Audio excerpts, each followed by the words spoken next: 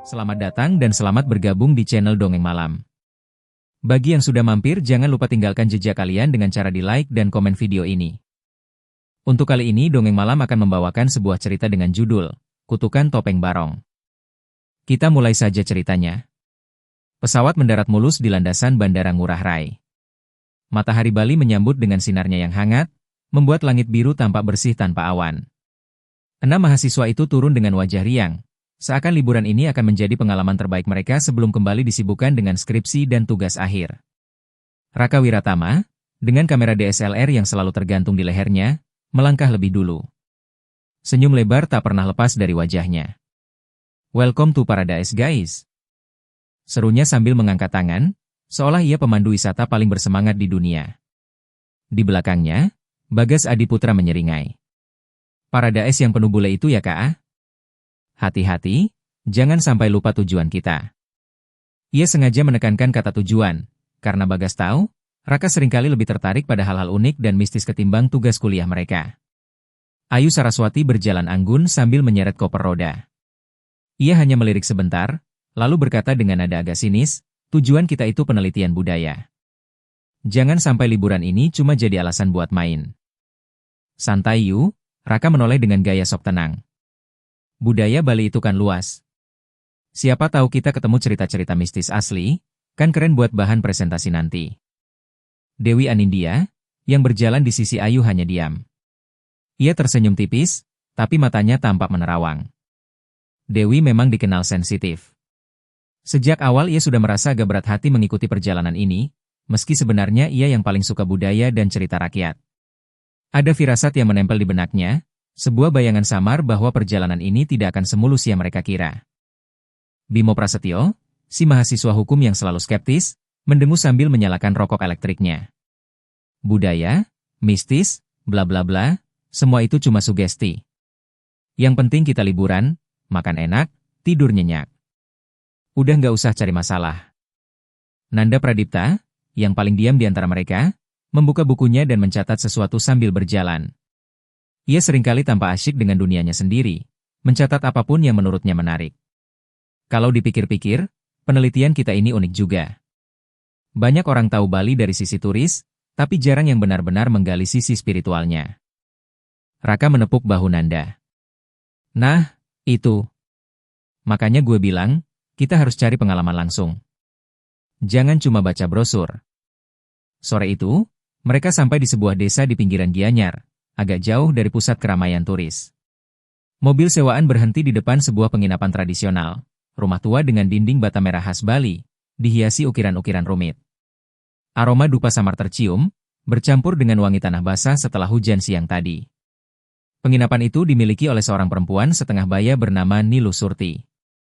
Wanita berusia sekitar 50-an itu menyambut mereka dengan senyum ramah, mengenakan kebaya sederhana. "Selamat datang, Nak. Semoga betah di sini. Rumah ini memang tua, tapi sudah jadi tempat tinggal keluarga kami turun-temurun." Para mahasiswa menatap sekeliling dengan penuh rasa kagum. Halaman dalam penginapan dihiasi pura kecil dengan patung-patung dewa, sementara di dinding-dindingnya tergantung kain-kain tradisional dan topeng-topeng tua. Suasananya begitu kental dengan nuansa Bali kuno, seakan membawa mereka mundur ratusan tahun. "Wow," Bagas berbisik sambil memandang deretan topeng. "Gue kayak masuk museum." Raka sudah mengeluarkan kameranya dan mulai memotret satu persatu. "Perfect. Ini baru namanya ambience." Nilu Surti tersenyum, tapi matanya sedikit redup ketika melihat Raka terlalu bersemangat. "Ingat ya, Nak. Barang-barang di sini bukan pajangan biasa. Semua ada maknanya. Jangan sembarangan." Ayu tersenyum sopan. "Iya, Bu. Kami ngerti kok. Terima kasih sudah menerima kami." Nilu Surti mengangguk. Ia kemudian menunjuk ke arah lorong panjang. "Kamar kalian ada di sayap timur. Ada 6 kamar, silakan pilih sesuka hati." "Tapi..." Kalimatnya terhenti. Semua menoleh. "Tapi apa, Bu?" tanya Nanda pelan. Nilu Surti menarik napas. "Di ujung lorong itu ada satu kamar yang terkunci. Tolong jangan pernah mencoba masuk ke sana. Itu sudah menjadi aturan keluarga kami sejak lama. Apapun yang terjadi, Jangan sentuh pintu itu. Keheningan sejenak menyelimuti mereka. Raka dan Bagas saling melirik, mata mereka langsung berbinar penuh rasa ingin tahu. Sebaliknya, Dewi menelan ludah, merasakan firasat buruk yang semakin kuat. Bimo terkekeh. Kamar terkunci? Biasanya isinya cuma gudang tua penuh rayap. Kenapa harus segitunya, Bu? Nilu Surti menatap Bimo dengan sorot mata tajam. Saya serius. Ada hal-hal yang tidak bisa dijelaskan dengan logika. Kalau kalian menghargai rumah ini, tolong patuhi larangan itu. Nada suaranya membuat suasana menjadi tegang. Para mahasiswa akhirnya mengangguk, meski jelas tidak semua dari mereka berniat menuruti peringatan itu. Malam pertama terasa damai. Mereka makan malam bersama di bel bambu, ditemani suara jangkrik dan gemericik air kolam. Tapi di balik canda tawa, rasa penasaran mulai tumbuh dalam hati sebagian dari mereka. Setelah makan, ketika yang lain kembali ke kamar masing-masing, Raka duduk di beranda sambil menatap lorong gelap yang mengarah ke kamar terlarang. Bayangan pintu tua itu seakan memanggilnya, berbisik lirih di telinganya. Bagas muncul sambil membawa segelas soda. Lu juga kepikiran kan? Tanyanya pelan. Raka menoleh, tersenyum samar. Iya, gue pengen tahu ada apa di dalam sana. Dari tadi rasanya kayak ada yang ngeliatin. Besok kita cek, kata Bagas, nadanya setengah bersemangat, setengah ragu. Kalau berdua doang serem juga. Mungkin ajak Ayu. Dia lumayan berani. Raka mengangguk, matanya masih menatap pintu yang samar terlihat di ujung lorong. Entah kenapa, ada tarikan kuat yang membuat rasa ingin tahunya semakin besar. Di kamarnya, Dewi gelisah. Ia menutup mata tapi tidak bisa tidur. Ada suara gamelan lirih terdengar entah dari mana. Suara itu lembut, tapi membuat bulu kuduknya berdiri. Ia menoleh ke arah jendela, dan untuk sesaat, ia melihat bayangan hitam besar bergerak cepat melintas halaman. Dewi terbangun dengan napas tersengal. Ia menutup wajah dengan selimut, berbisik lirih, "Ya Tuhan, apa yang sebenarnya ada di tempat ini?" Pagi hari di penginapan itu disambut dengan cahaya matahari yang menyusup melalui celah dinding kayu. Suasana pedesaan Bali terasa begitu damai. Suara ayam berkokok, aroma dupa dari pura kecil di halaman, dan langkah pelan Nilu Surti yang menaruh sesaji canang sari di setiap sudut. Bagi kebanyakan orang, pagi itu adalah permulaan yang indah. Tapi bagi Dewi, malam sebelumnya masih terasa melekat. Ia duduk di bel bambu, wajah pucat, matanya sembab karena sulit tidur. Ayu datang dengan rambut basah setelah mandi. "Kamu kenapa, Dewu? Mukamu kayak habis begadang semalaman." Dewi hanya menggeleng. "Aku mimpi aneh. Seperti ada gamelan yang dimainkan di dekat jendela kamar. Terus, ada bayangan besar lewat." Ayu tertawa kecil, mencoba menenangkan. "Ah, mungkin kamu terlalu lelah. Biasanya kalau di tempat baru, mimpi suka aneh-aneh." Dewi hendak membalas, tapi terhenti ketika melihat Raka dan Bagas mendekat. Mereka berdua terlihat penuh semangat, tapi ada sesuatu di sorot mata mereka, rasa penasaran yang tidak bisa disembunyikan. Raka duduk dengan gaya santai, menepuk meja bambu. Kalian sadar nggak? Pintu yang dilarang itu ada aura beda banget. Gue pengen lihat isinya." Dewi langsung menegakkan tubuh. "Raka, jangan. Ibu Surti udah jelas-jelas bilang jangan dibuka. Kamu nggak dengar cara dia ngomong kemarin? Itu serius." Bagas ikut menimpali, nada suaranya setengah menggoda. Justru karena serius makanya makin bikin penasaran. Lagian, siapa tahu isinya cuma gudang biasa. Kita kan cuma lihat doang, nggak akan ganggu. Ayu mengangkat alis. Dan kalau ternyata bukan gudang? Kalau ada sesuatu di dalamnya? Kalau ada sesuatu, ya makin bagus buat penelitian kita. Raka tersenyum miring. Bisa jadi bahan laporan. Mahasiswa menemukan rahasia kamar terlarang di rumah adat Bali. Gimana? Keren kan? Bimo yang sejak tadi mendengarkan dari jauh hanya menimpali dengan tawa mengejek. Bego banget. Buang-buang waktu aja. Udah jelas cuma ruangan kosong. Kalian tuh suka cari sensasi. Nanda menutup bukunya, menatap mereka. Aku nggak tahu apa isinya, tapi, kalau memang itu sesuatu yang dianggap sakral, kita harusnya hormati. Kadang yang terlihat sepele bisa jadi bahaya. Raka menoleh pada Nanda, Matanya menyipit. Lo takut, Nan? Nanda menghela napas. Bukan takut. Lebih ke hati-hati. Tapi kata-kata Nanda dan Dewi tidak menghentikan niat Raka dan Bagas. Malam itu, setelah semua kembali ke kamar masing-masing, Raka mengetuk pintu kamar Ayu. Yu, ikut gue. Kita mau lihat isi kamar itu sekarang. Ayu terdiam lama di depan pintu sebelum akhirnya menghela napas pasrah. Kalau ketahuan sama Ibu Surti gimana? Tenang aja. Dia pasti udah tidur. Raka tersenyum nakal. Kamu kan paling berani. Bagas juga ikut, kita bertiga aja cukup. Lorong panjang penginapan terasa lebih dingin dari biasanya. Lampu-lampu gantung redup, bayangan ukiran di dinding terlihat seperti wajah-wajah yang mengawasi. Raka berjalan paling depan, diikuti Ayu dan Bagas. Mereka berhenti di depan pintu kayu tua.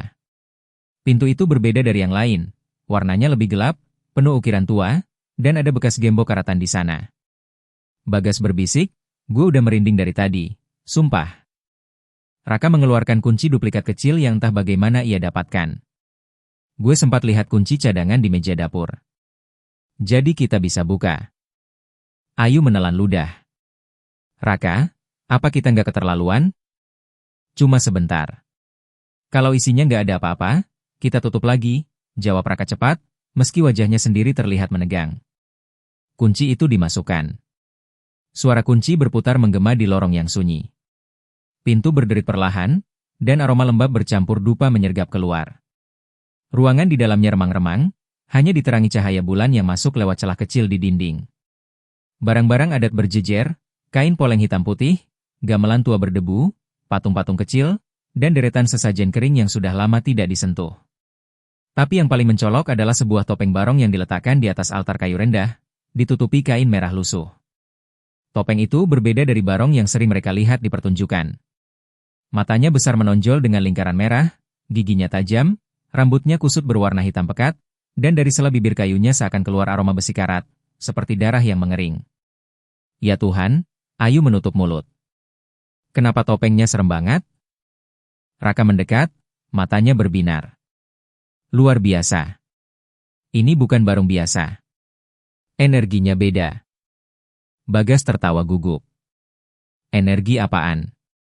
Ini udah kayak properti film horor. Raka, tanpa ragu mengulurkan tangan dan mengangkat topeng itu. Beratnya membuat lengannya agak gemetar, tapi senyum kagum tetap terpampang di wajahnya. Lihat ini. Detail ukirannya luar biasa. Raka, taruh lagi, Ayu memperingatkan. Serius, perasaan gue nggak enak. Tapi Raka justru mendekat ke cermin tua di sudut ruangan, lalu, mencoba memakai topeng itu di wajahnya. Begitu topeng menempel, udara dalam ruangan berubah drastis. Angin dingin berhembus, lampu minyak di sudut kamar berkedip, dan untuk sesaat, Ayu dan Bagas merasa melihat mata topeng itu berkedip. Wai! Jangan bercanda, Rak. Bagas mundur selangkah, wajahnya pucat. Raka terdiam sejenak, lalu melepas topeng itu sambil tertawa kecil. Serem banget ekspresi kalian. Santai aja, nggak ada apa-apa. Ayu meraih tangan Raka dengan kasar. Bodoh. Kau nggak ngerti kan? Ada alasan kenapa kamar ini dikunci. Udah kita tutup lagi, ucap Bagas, meski suaranya bergetar. Mereka bertiga buru-buru keluar. Pintu ditutup rapat kembali, dikunci seperti semula. Tapi ketika mereka berjalan menjauh, samar terdengar suara berdesis dari dalam kamar. Seperti tawa rendah, atau mungkin suara napas berat dari sesuatu yang baru saja dibangunkan. Malam itu, Dewi kembali terjaga. Mimpi buruknya lebih jelas dari sebelumnya. Ia melihat sesosok barong hitam menari di halaman, matanya merah menyala, dan dari mulutnya menetes darah segar.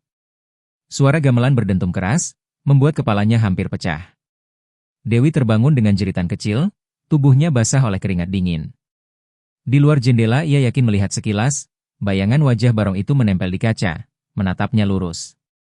Malam setelah pintu terlarang itu dibuka, penginapan kembali sunyi. Angin malam berhembus dari celah jendela, membawa aroma dupa yang samar bercampur dengan bau kayu tua. Tapi bagi keenam mahasiswa itu, tidur bukanlah sesuatu yang mudah malam ini. Dewi terlelap lebih cepat dari yang lain, Tapi tidurnya jauh dari tenang. Ia bermimpi berjalan di sebuah pura tua, penuh kabut, dengan suara gamelan mengalun pelan. Semula terdengar indah, namun semakin lama nada gamelan itu berubah sumbang, memekakan telinga. Dari kabut, muncul sosok besar berwajah barong, namun berbeda dari yang biasa ditampilkan dalam tari sakral. Matanya merah menyala, giginya runcing, dan bulunya kusut berlumuran darah. Barong itu menari mendekatinya, tubuhnya bergerak kaku namun penuh tenaga. Dewi berlari, namun langkahnya berat seolah tanah lengket menahan kakinya. Gamelan semakin keras, barong semakin dekat. Saat cakarnya hampir menyentuh wajahnya. Lalu, Dewi terbangun dengan teriakan, duduk di ranjang dengan napas terengah-engah. Punggungnya basah oleh keringat. Ia menoleh ke arah jendela, dan yakin sekali melihat bayangan hitam besar melintas cepat, seakan mengawasinya dari luar. Di kamar lain, Raka tidak bisa tidur. Setelah memakai topeng itu, ia merasa dadanya berat. Setiap kali memejamkan mata, wajah barong itu muncul di pikirannya, seakan masih menempel di kulit wajahnya. Ia duduk di tepi ranjang, menatap cermin kecil. Untuk sesaat ia melihat bayangannya sendiri, tapi dengan mata merah menyala, seperti topeng yang ia pakai tadi. Ah, sugesti doang, gumamnya, mencoba menenangkan diri. Namun tangannya gemetar. Ayu terbangun karena mendengar sesuatu. Suara gamelan, samar dan lirih, tapi jelas ada. Ia bangkit mendekat ke pintu. Begitu menempelkan telinga, suara itu semakin jelas. Bukan dari luar, tapi dari lorong, arah kamar terlarang. Ia segera mundur, menutup telinga, berbisik, "Astaga, jangan-jangan." Sementara itu, Bagas dan Bimo memutuskan keluar malam. Mereka bilang ingin mencari warung atau bar kecil di desa sebelah. "Gue udah muak sama suasana angker ini," kata Bimo. "Mending kita cari minum, ketawa-ketawa, biar nggak stres." Bagas mengangguk, meski sebenarnya ia juga merasakan ketidaknyamanan sejak tadi. Mereka berdua keluar lewat gerbang kecil penginapan, berjalan ke jalan setapak yang gelap. Namun hingga pagi menjelang, keduanya tidak kembali. Pagi itu, Ayu bangun dengan wajah pucat. Dewi bercerita tentang mimpinya, Raka tampak murung, dan Nanda hanya diam sambil menulis di buku catatannya. "Bagas sama Bimo mana?" tanya Ayu. Raka mengangkat bahu. "Semalam mereka bilang mau keluar sebentar. Katanya cari hiburan. Tapi sampai sekarang belum balik." Wajah Dewi semakin tegang. "Perasaan aku nggak enak. Semalam aku mimpi mereka berdua dikejar barong. Aku lihat jelas barong itu gigit leher mereka." Ayu menatapnya. "Dewi, itu cuma mimpi. Jangan bikin tambah panik." "Tapi rasanya nyata." Dewi hampir menangis. Mereka pun mencari ke sekeliling desa, tapi tidak menemukan jejak Bagas dan Bimo. Beberapa warga hanya menggeleng ketika ditanya. Dua mahasiswa itu seolah menghilang di telan malam. Malam kedua tanpa Bagas dan Bimo. Dewi akhirnya bisa tidur, tapi pagi harinya ia terbangun dengan rasa perih di punggung. Ketika Ayu memeriksa, ia menjerit kecil. Ada bekas cakaran panjang, 4 garis merah seakan dicakar makhluk buas. "Apa-apaan ini?" Ayu gemetar. "Kamu nggak keluar kamar semalam kan?" Dewi menggeleng cepat, matanya berkaca-kaca. "Aku tidur terus, aku nggak kemana-mana." Di kamar sebelah, Raka juga mendapati lengannya lebam, seperti dicengkeram sesuatu. Ia terdiam lama, tidak menceritakan apa yang sebenarnya ia rasakan. Malam itu, saat semua mencoba tidur lebih awal, Raka mendengar sesuatu. Dari lorong yang sunyi, terdengar suara berat, seperti napas. Panjang, berat, dan menggeram. Ia berdiri, mengintip dari celah pintu kamarnya. Dari kejauhan, pintu kamar terlarang terlihat sedikit bergetar, meski tidak ada angin. Suara itu datang dari balik pintu. Raka mundur, menutup pintu kamarnya rapat-rapat. Tapi suaranya tetap terdengar, bahkan lebih jelas. Dan ketika ia mencoba memejamkan mata, bayangan topeng itu muncul lagi, kali ini dengan taring yang meneteskan darah. Pagi ketiga di penginapan itu jauh dari suasana liburan yang mereka bayangkan. Burung-burung memang masih berkicau, cahaya matahari masih menembus sela-sela pepohonan, tapi bagi para mahasiswa itu, semua terasa kelabu. Dewi duduk di bel dengan selimut menutupi bahunya, wajahnya pucat. Ayu sibuk membersihkan luka gores di punggungnya dengan kapas dan alkohol. Setiap kali kapas menyentuh luka, Dewi meringis kesakitan. Ini jelas bukan luka biasa, gumam Ayu. Polanya seperti dicakar hewan.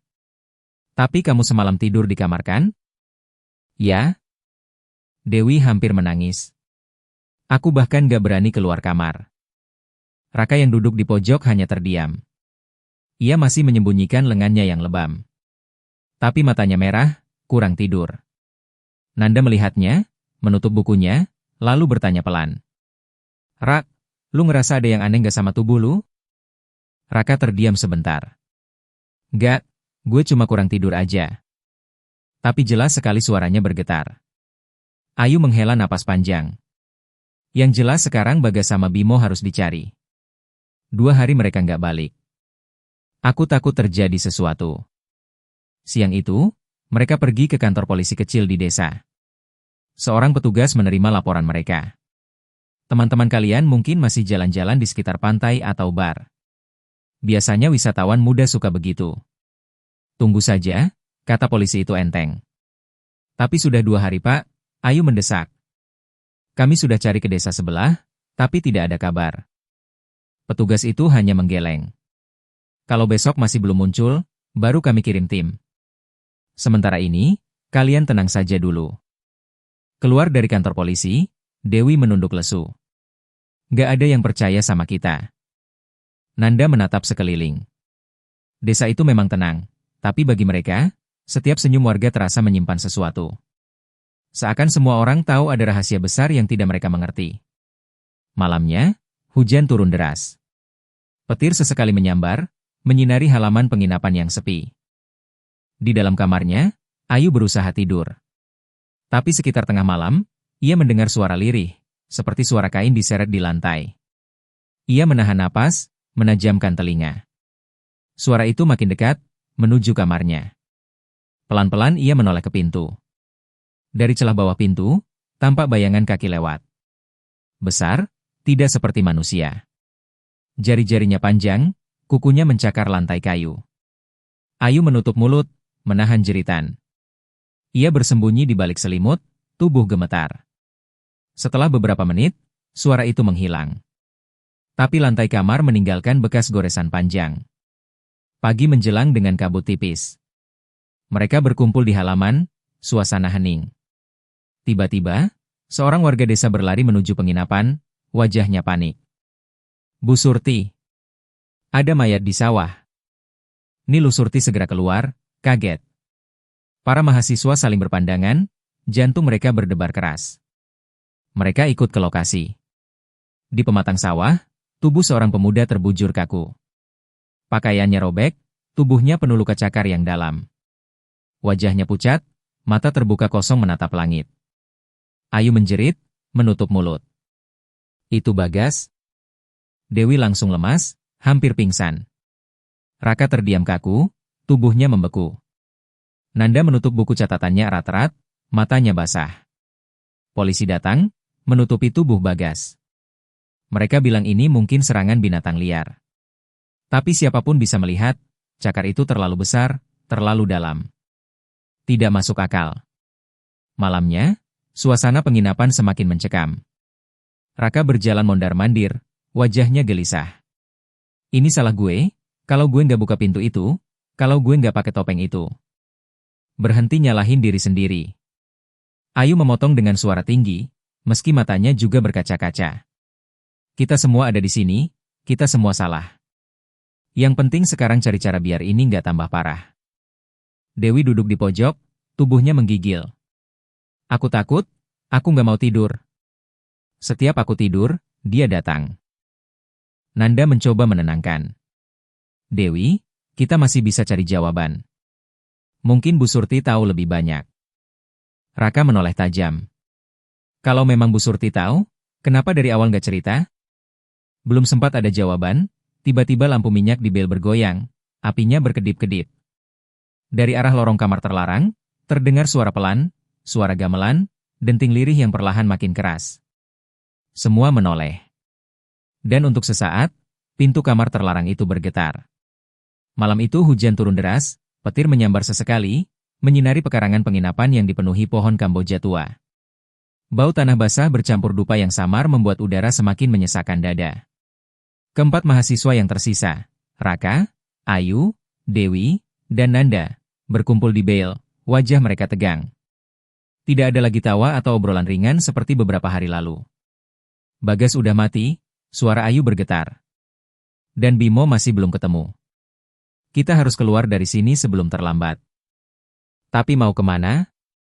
Nanda menimpali. Kita udah lapor polisi. Mereka nggak percaya. Kalau kita pergi ke kota, butuh waktu.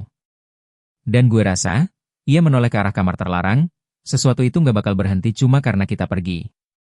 Raka duduk menyendiri di pojok bale. Wajahnya pucat, mata merah karena kurang tidur. Tapi ada sesuatu yang berbeda. Tatapannya tajam seolah bukan dirinya. Ayu memperhatikan, lalu mendekat. Rak, lu nggak apa-apa? Raka menoleh perlahan, senyumnya aneh. Dia datang ke mimpi gue lagi. Barong itu. Dia bilang gue miliknya. Dewi langsung berdiri, panik. Jangan bercanda, Rak. Aku nggak bercanda. Raka mendadak membentak. Suaranya berat, hampir seperti dua suara yang bertumpuk. Semua langsung mundur ketakutan. Nanda menarik Dewi ke belakang. Dia udah nggak normal. Malam itu, setelah suasana agak reda, Ayu mencoba tidur di kamarnya. Tapi tak lama, ia merasakan tubuhnya tak bisa bergerak. Dadanya sesak, seperti ditindih. Dari kegelapan, muncul wajah topeng Barong itu tepat di atasnya. Lidahnya panjang menjulur, meneteskan darah. Suara gamelan mengiringi, semakin cepat, semakin keras. Datanglah padaku, suara serak itu berbisik di telinganya. Ayu menjerit dalam hati, mencoba melawan. Tapi tubuhnya kaku. Saat ia hampir putus asa, tiba-tiba selimutnya tersingkap sendiri. Ia terbangun, dan melihat ada bekas cakaran di pahanya. Dini hari, suara teriakan menggema di penginapan. Nanda dan Ayu berlari keluar kamar, menemukan Raka terguling di tanah halaman, tubuhnya kejang-kejang. Dewi berdiri di dekatnya, histeris. Dia keluar sendiri. Aku coba tahan, tapi dia kayak kesurupan, jerit Dewi. Mereka mendekat, tapi tubuh Raka mendadak meloncat bangun. Matanya merah menyala, mulutnya terkekeh dengan suara yang bukan suaranya. Kalian semua akan jadi milik Barong.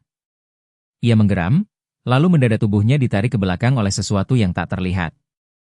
Dalam hitungan detik, Raka terseret ke arah kebun belakang. Jeritannya menggema, lalu berhenti mendadak. Mereka bertiga mengejarnya, tapi hanya menemukan tanah basah yang berlumuran darah, dan jejak cakar besar. Raka sudah menghilang. Dewi jatuh terduduk, menangis histeris. Ayu menutup mulutnya dengan tangan gemetar. Nanda berdiri terpaku, wajahnya pucat pasi. Sekarang cuma tinggal kita bertiga, Nanda berbisik. Ayu menoleh ke arah penginapan, lalu ke arah kamar terlarang. Pintu itu kini sedikit terbuka, meski mereka yakin sudah menguncinya. Dari celahnya, terlihat bayangan topeng Barong menggantung, bergetar seakan bernapas. Dewi berteriak ketakutan, memeluk Ayu erat-erat. Nanda hanya bisa menatap, tubuhnya kaku.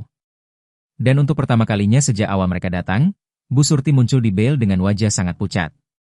Suaranya bergetar ketika berkata, "Kalian sudah membuka jalan. Topeng itu bukan barang biasa. Itu kutukan." Hujan mulai reda, menyisakan aroma tanah basah dan suara tetes air yang jatuh dari atap jerami. Malam itu suasana di bale penginapan begitu mencekam. Ayu, Dewi, dan Nanda duduk saling berdekatan. Wajah mereka pucat, tubuh gemetar. Di hadapan mereka, Bu Surti berdiri dengan wajah tegang. Perempuan tua itu menghela napas berat sebelum akhirnya duduk di kursi bambu. Tangannya meremas kain sarungnya. "Aku sudah bilang jangan sekali-kali buka kamar itu," suaranya parau. "Tapi kalian melanggar. Dan sekarang kutukan itu sudah terbangun." Nanda memberanikan diri bicara, meski suaranya bergetar.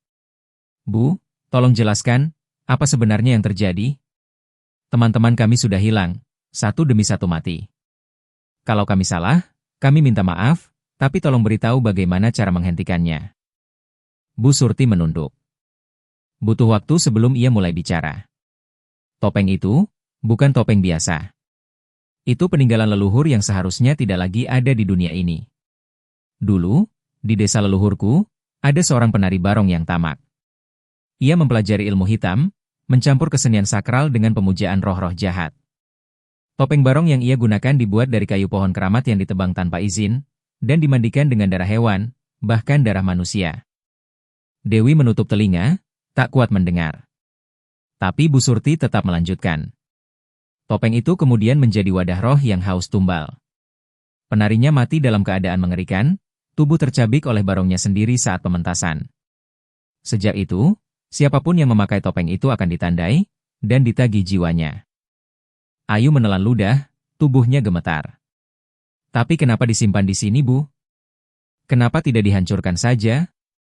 Bu Surti menggeleng, matanya berkaca-kaca. Itu bukan benda yang bisa dihancurkan begitu saja. Beberapa kali dicoba dibakar, ditenggelamkan, bahkan dikubur, tapi selalu kembali ke kamar itu. Aku menjaga kamar itu agar tidak ada yang menyentuhnya lagi. Aku sudah melarang, tapi kalian... Ia menatap mereka bertiga dengan sorot marah bercampur putus asa. Kalian sudah membuka pintu itu, dan kalian sudah membangunkannya. Nanda maju selangkah, suaranya mantap meski wajahnya pucat. Kalau begitu, pasti ada cara menghentikan kutukan ini. Ada orang yang tahu bagaimana melawannya kan? Bu Surti terdiam lama, lalu akhirnya mengangguk perlahan. Hanya satu orang yang mungkin bisa menolong. Kakiang, kakekku. Ia adalah penjaga terakhir dari ilmu penolak kutukan itu. Tapi, suaranya merendah, ia sudah lama hidup menyepi di desa lain, jauh di dalam hutan. Tidak mudah menemuinya. Dan belum tentu ia mau menolong. Ayu menggenggam tangan Dewi erat-erat. Kita harus coba. Kalau kita diam saja, kita semua akan mati. Dewi menangis pelan. Aku takut, tapi aku nggak mau mati kayak Raka, kayak Bagas. Mendadak, lampu minyak di bel bergoyang kencang, apinya berkedip-kedip. Dari arah kamar terlarang, terdengar suara keras. Pintu kamar itu terbuka dengan sendirinya. Angin dingin berhembus keluar, membawa aroma dupa bercampur darah. Di dalam, topeng barong itu tergantung di dinding, berayun pelan, seakan sedang menatap mereka. Mata merahnya memancarkan kilau samar. Dewi menjerit histeris, Ayu memeluknya dan Nanda maju dengan wajah tegang. Bu Surti berdiri gemetar. Cepat, besok pagi kita berangkat ke rumah Kakiang. Kalau tidak, roh itu akan menjemput kalian satu persatu. Pagi itu, matahari nyaris tak tampak karena tertutup awan kelabu. Kabut tipis menggantung di antara pepohonan, membuat udara terasa dingin dan berat. Ayu, Dewi, dan Nanda bersiap dengan wajah muram. Mereka membawa tas seadanya, sementara Bu Surti memimpin di depan. Perjalanan ke desa tempat Kakiang tinggal tidak mudah, kata Bu Surti pelan. Kita harus melewati jalan setapak di hutan. Ingat, jangan terpisah, dan jangan menoleh kalau mendengar sesuatu memanggil. Kata-kata itu membuat bulu kuduk mereka meremang. Hutan Bali itu begitu rimbun. Pohon-pohon besar menjulang, akar-akar melintang seperti ular, dan suara burung hantu terdengar sesekali. Bau tanah basah bercampur harum bunga Kamboja yang jatuh dari ranting. Awalnya perjalanan masih tenang, hanya suara langkah mereka di tanah yang lembab. Tapi lama-kelamaan, suasana berubah. Dewi berhenti, menatap ke arah semak. Aku dengar suara Bagas. Ayu langsung menarik lengannya. Jangan. Ingat kata Bu Surti. Namun suara itu semakin jelas, seakan Bagas benar-benar ada di sana. Dewi, tolong aku, ikut aku. Suaranya lirih, penuh rasa sakit. Dewi menangis, tubuhnya bergetar. Itu suaranya. Itu Bagas. Dia minta tolong. Bu Surti menoleh tajam. Itu bukan dia. Itu roh penipu. Kalau kamu menoleh, kamu akan dibawanya. Dewi menutup telinga, berlari kecil agar tetap dekat dengan yang lain. Mereka terus berjalan, tapi Nanda merasakan sesuatu. Dari sudut matanya, ia melihat bayangan hitam bergerak di antara pepohonan, mengikuti langkah mereka. Ia berpura-pura tenang, tapi keringat dingin mulai membasahi keningnya. Buada yang mengikutin kita, bisiknya. Bu Surti hanya mengangguk. Aku tahu, itu penjaga hutan yang sudah ternodai. Jangan hiraukan. Selama kita jalan terus, mereka tidak bisa menyentuh. Tapi tiba-tiba, terdengar suara gamelan lirih, gending barong. Dentang itu datang dari segala arah, semakin keras, membuat kepala mereka pening. Mengikuti cerita sampai akhir, Dewi menjerit, cerita dengan menutup telinga. Sumur kematian, berakhir di sini. Aku akan banyak lagi cerita-cerita menarik yang akan Ayu memeluknya, malam, menahan agar tidak jatuh. Subscribe channel ini agar tidak Nanda menggertakkan gigi, menarik dari video memaksa melangkah. Dan jika kalian suka dengan cerita-cerita mereka melewati sebuah pura kecil yang sudah lama ditinggalkan. Agar channel ini bisa lebih berkembang. Patung-patung batu berlumut berdiri di kiri kanan jalan. Tiba-tiba, salah satu patung itu bergetar, lalu perlahan menoleh. Matanya menyala merah. Dewi menjerit sekeras-kerasnya. Patung-patung lain ikut bergerak, seakan hidup. Bu Surti segera mengambil sebuah kantong kecil berisi garam dan menaburkannya ke tanah, sambil melantunkan doa dalam bahasa Bali kuno. Suaranya bergetar tapi mantap. Sekejap kemudian, patung-patung itu berhenti bergerak, kembali membeku. Namun Dewi sudah hampir pingsan, tubuhnya lemas. Saat mereka berhenti untuk beristirahat, Nanda melihat sesuatu di batang pohon, ukiran wajah Barong dengan mata merah menyala, persis seperti topeng itu. Ukiran itu basah oleh darah segar yang menetes ke tanah. Bu Surti itu apa? Suaranya bergetar. Bu Surti menatap ukiran itu dengan wajah pucat. Itu tandanya roh Barong sudah tahu kita menuju ke Kakiang. Semakin dekat kita, semakin keras dia berusaha menghentikan. Hutan semakin rapat. Kabut semakin tebal. Jalan setapak tampak bercabang, seakan-akan mereka berjalan dalam lingkaran. Ayu panik. Kita kayaknya muter-muter di sini. Dari tadi aku lihat pohon itu terus. Bu Surti menutup mata, lalu menancapkan pisau kecil ke tanah. Ia berdoa pelan, lalu menaburkan bunga canang sari di sekeliling mereka. Setelah itu, kabut perlahan menyingkir, dan jalan baru terbuka di depan. Dia berusaha menyesatkan kita, kata Bu Surti lirih. Tapi kita sudah terlalu jauh untuk mundur. Setelah berjam-jam berjalan, mereka akhirnya melihat cahaya di kejauhan. Di balik pepohonan, tampak sebuah desa kecil dengan rumah-rumah tradisional sederhana. Asap tipis mengepul dari dapur, dan suara ayam berkokok terdengar. Bu Surti bergumam lega. Kita sudah sampai. Namun sebelum mereka benar-benar keluar dari hutan, terdengar suara langkah berat di belakang. Ketika mereka menoleh, samar-samar terlihat sosok besar berbulu kusut dengan wajah Barong, matanya menyala, tubuhnya setengah manusia, setengah hewan. Sosok itu berdiri diam, menatap mereka dari balik kabut. Dewi hampir menjerit, tapi Bu Surti segera menutup mulutnya. Jangan lihat. Jalan terus. Jangan biarkan dia tahu kalian takut. Dengan langkah terburu-buru, mereka akhirnya berhasil mencapai desa. Tapi sosok itu masih menatap dari dalam hutan, tidak bergerak. Desa kecil itu sunyi, jauh berbeda dari hiruk-pikuk desa wisata di tepi pantai. Rumah-rumah tradisional berdiri sederhana, dengan atap jerami dan tembok bata merah. Jalanan tanah penuh genangan air setelah hujan, dan beberapa anjing desa menyala pelan ketika rombongan Bu Surti masuk. Di ujung desa, ada sebuah rumah tua yang tampak berbeda. Halamannya penuh pohon Kamboja, dan di tengah berdiri sebuah pelinggi sederhana. Asap dupa mengepul, aroma harum bercampur getir menusuk hidung. Bu Surti berhenti di depan gerbang rumah itu, lalu menunduk. Disinilah Kakiang tinggal. Mereka masuk dengan hati-hati. Di balai bambu, duduk seorang pria tua berusia sekitar 80 tahun. Rambutnya panjang memutih, wajahnya penuh keriput, namun matanya tajam, menyimpan wibawa yang membuat bulu kuduk berdiri.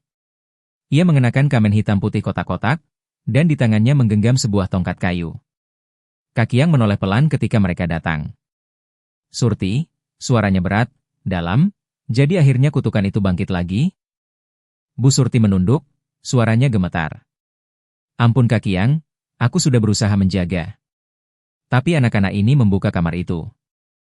Mereka menyentuh topeng terkutuk.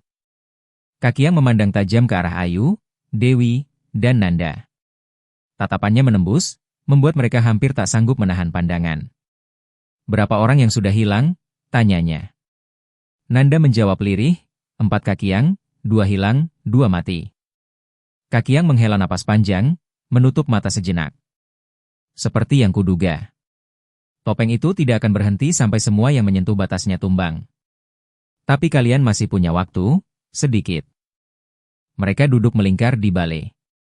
Hanya cahaya lampu minyak yang menerangi, membuat bayangan wajah Kakiang semakin menyeramkan. Ia mulai bercerita.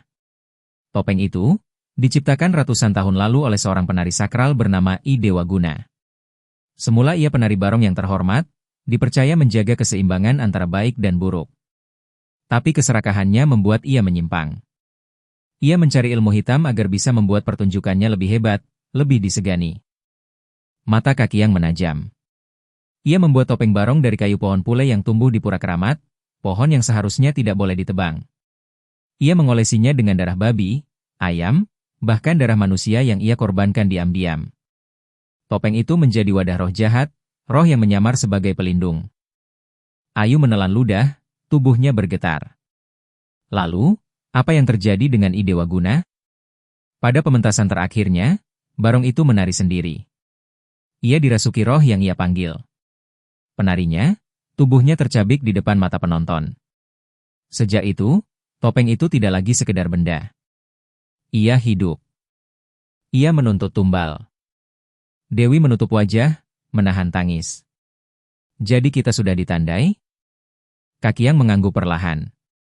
Siapapun yang melihat, menyentuh, apalagi memakai topeng itu, akan dihantui. Sampai jiwanya direnggut. Nanda memberanikan diri. Kalau begitu, apa ada cara untuk menghentikan ini? Kakiang terdiam lama, lalu berkata pelan. Ada. Tapi tidak mudah. Kalian harus mengembalikan topeng itu ke tempat asalnya. Ke Pura Keramat tempat pohon pule itu dulu berdiri. Di sana, kita akan melakukan ritual penolak kutukan. Tapi, kalian harus siap, karena roh barong tidak akan diam. Ia akan melawan, menampakkan wujud aslinya. Ayu memandang Kakiang, suaranya putus asa. Tolong kami Kakiang, kami tidak mau mati seperti teman-teman kami. Kakiang menatap mereka satu persatu. Kalau kalian ingin selamat, kalian harus berani melihat kengerian sebenarnya.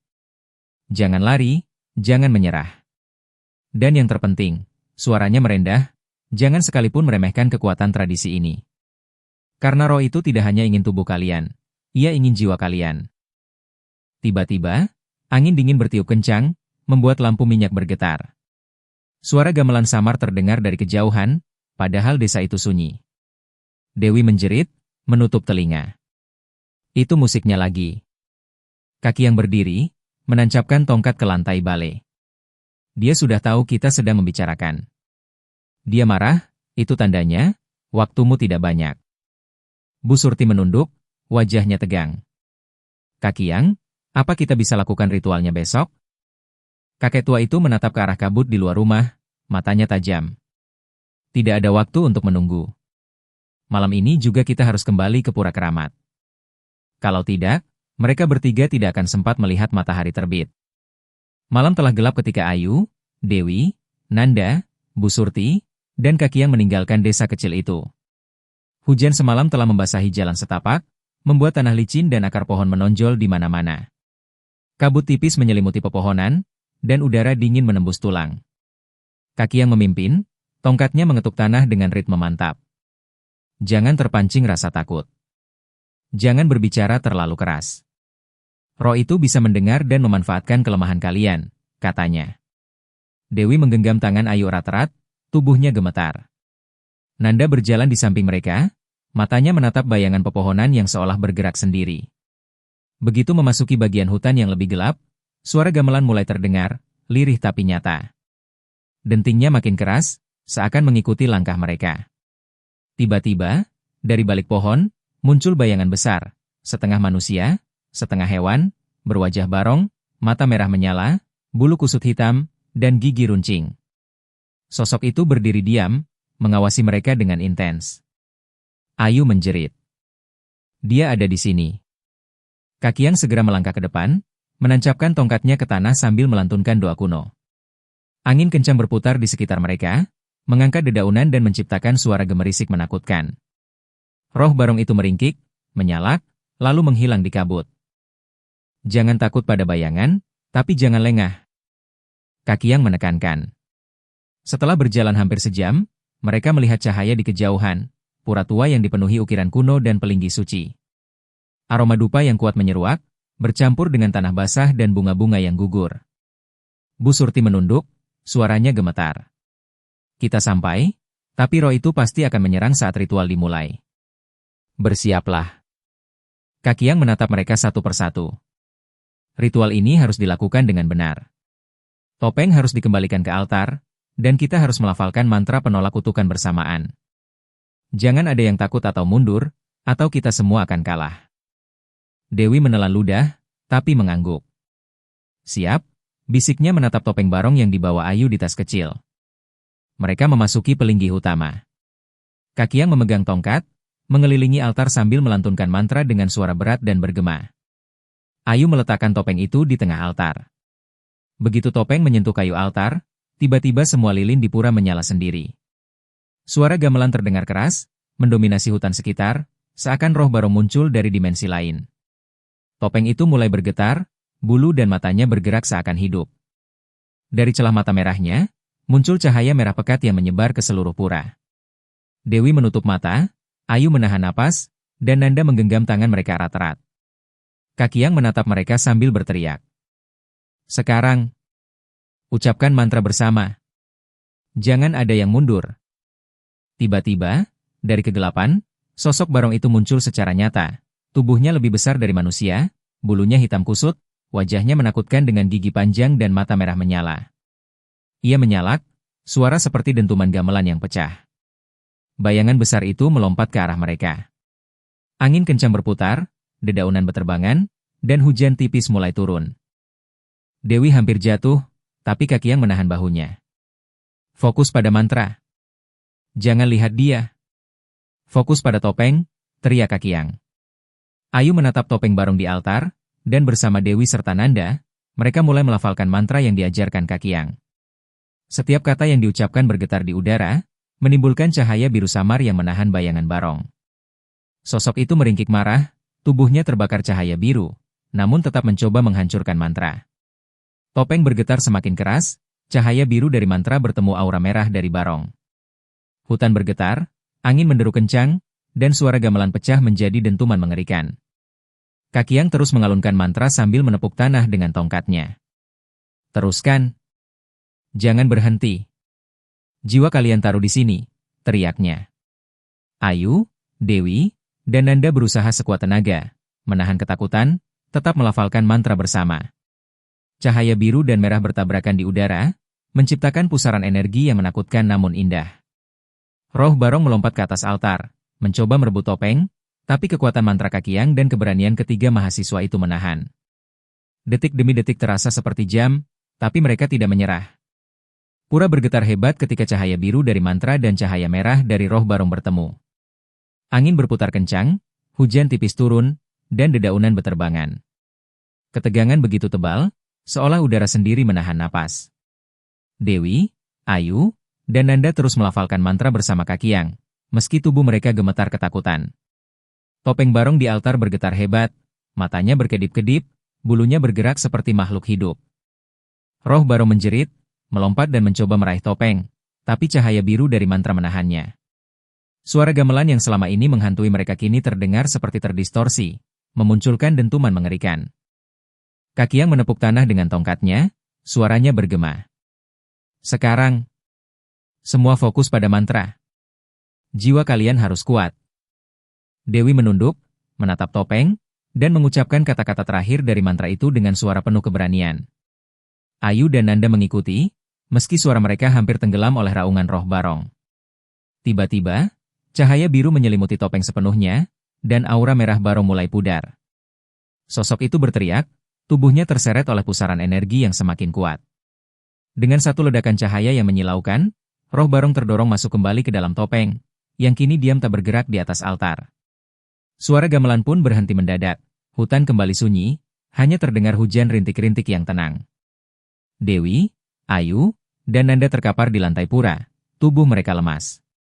Kaki Yang menepuk bahu mereka satu persatu. Sudah selesai, kutukan itu terhapus.